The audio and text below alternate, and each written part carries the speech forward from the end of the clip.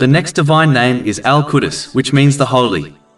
Allah, the Exalted, is the one who is sanctified and free of all possible flaws and deficiencies, and the one who transcends every attribute of perfection.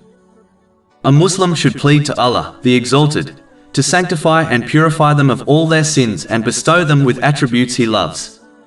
A Muslim should therefore actively purify their body from sins. Purify themselves from following evil desires. Purify their wealth by not seeking it from doubtful or unlawful sources. Purify their minds from heedlessness of the divine law. Purify their intention so they only act for the pleasure of Allah, the Exalted, even in worldly deeds, as these are recorded as good deeds, for example, providing for one's family in a lawful manner.